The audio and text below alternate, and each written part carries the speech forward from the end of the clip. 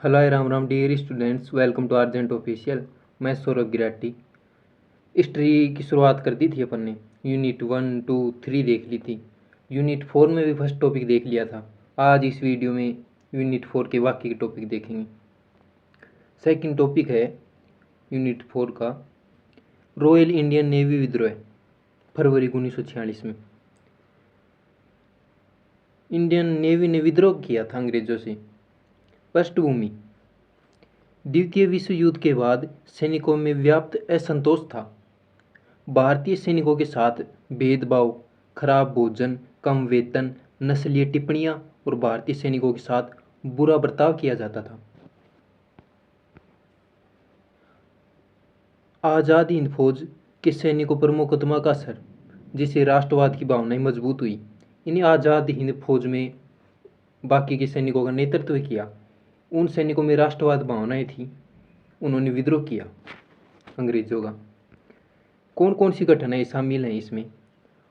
18 फरवरी 1946 को बॉम्बे में HMIS तलवार जहाज के नाविकों ने खराब भोजन, नस्लीय भेदभाव के खिलाफ हड़ताल कर दी। यह विद्रोह तेजी से बॉम्बे के अन्य नौसैनिक प्रतिष्ठानों और फिर कराची, कलकत्ता, मद्रास सहित अन्य बंदरगाहों तक फैल गया।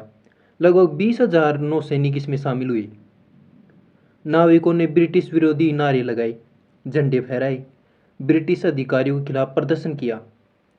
शहरों में जनता ने भी नौसैनिकों का समर्थन किया। दमन और समाधान: ब्रिटिश अधिकारियों ने विद्रोह को कुचलने के लिए सेना का इस्तेमाल किया। सरदार वल्लभ भाई पटेल और मोहम्मद अली जिन्ना ये प्रतिनिधि थे। सरदार वल्लभ भाई कांग्रेस के, मोहम्मद अली जिन्ना मुस्लिम लीग के। हस्तक्षेप किया इन्होंने। आश्वासन के बाद नौसैनिकों ने आत्मसमर्पण कर दिया। उनकी मांगों पर विचार किया जाएगा, ऐसा सरदार वल्लभ भाई पटेल और मोहम्मद अली जिन्ना ने आश्वासन दिया। इसका महत्व क्या था नौसेना विद्रोह का? यह विद्रोह ब्रिटिश शासन के खिलाफ भारतीय सेना और नौसेना में गहरे असंतोष का प्रतीक था। इसने ब्रिटिश सरकार को यह स्पष्ट संदेश दिया कि भारतीय सशस्त्र बलों पर पूरी तरह भरोसा नहीं कर सकते। यानी आंख बंद के पहले अंग्रेज भरोसा करते थे भारतीय सैनिकों पर, लेकिन इसके बाद ऐसा नहीं हुआ। इसने स्वतंत्रता की प्रक्रिया को तेज करने में महत्वपूर्ण भूमिका निभाई, क्योंकि ब्रिटिश सरकार को एहसास हुआ कि उनके पास भारत पर नियंत्रण बनाए रखने के लिए पर्याप्त सैन्य समर्थन नहीं है। अब थर्ड टॉपिक देख लेते हैं, कैबिनेट मिशन। मार्च 1946 में आया था कैबिनेट मिशन। इसकी पृष्ठभूमि: रॉयल इंडियन नेवी विद्रोह और बढ़ती राजनीतिक अस्थिरता के बाद ब्रिटिश सरकार ने भारत को सत्ता हस्तांतरण के लिए अंतिम समाधान खोजने का फैसला किया। सदस्य भेजे ब्रिटिश प्रधानमंत्री क्लीमेंट एटली ने इस मिशन को भारत में भेजा। 3 कैबिनेट मंत्री थे: lord Pethick Lawrence, sir Stafford Cripps, A V Alexander.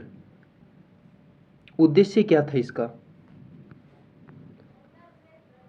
Bharat को जल्द से जल्द स्वतंत्रता देना, भारत में एक अंतरिम सरकार की स्थापना करना, भारतीयों के लिए एक संविधान बनाने की योजना पर काम करना, पाकिस्तान की मुस्लिम लीग की मांग पर विचार करना।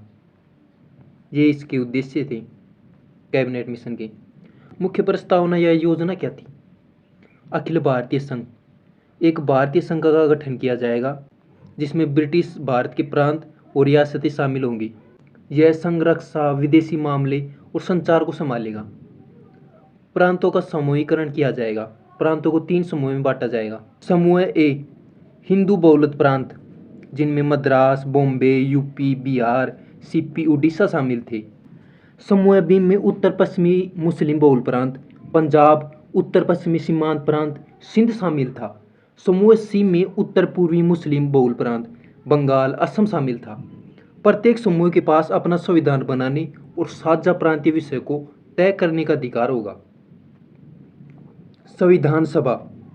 एक संविधान सभा का गठन किया जाएगा जिसके सदस्य प्रांतीय विधानसभाओं द्वारा अप्रत्यक्ष रूप से चुने जाएंगे। प्रत्येक 10 लाख पर एक प्रतिनिधि होगा। अंतरिम सरकार। जब तक नया संविधान नहीं बन जाता तब तक अंतरिम सरकार का गठन किया जाएगा, जिसमें सभी प्रमुख भारतीय दलों का प्रतिनिधित्व होगा। पाकिस्तान की मांग की अस्वीकृति। मिशन ने मुस्लिम लीग की एक अलग संप्रभु पाकिस्तान की मांग को अस्वीकार कर दिया, क्योंकि उनका मानना था कि इससे बहुत सारे अल्पसंख्यक मुद्दे पैदा होंगे और यह व्यवहार्य नहीं होगा। स्वीकृति या अस्वीकृति। कांग्रेस ने समूहीकरण के प्रावधानों पर कुछ आपत्ति के साथ इस योजना को स्वीकार किया, क्योंकि उन्हें डर था कि यह पाकिस्तान का मार्ग प्रशस्त करेगा। मुस्लिम लीग ने शुरू में इस योजना को स्वीकार कर लिया, क्योंकि इसमें सामूहिकरण का प्रावधान था, लेकिन बाद में इसे अस्वीकार कर दिया। जब कांग्रेस ने सामूहिकरण की व्याख्या पर सवाल उठाए तो जिन्ना ने प्रत्यक्ष कार्रवाई दिवस मनाया। प्रभाव क्या था कैबिनेट मिशन के?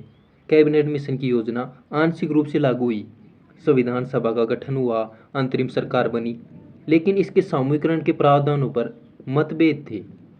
अंततः भारत के विभाजन को अपरिहार्य बनाया गया।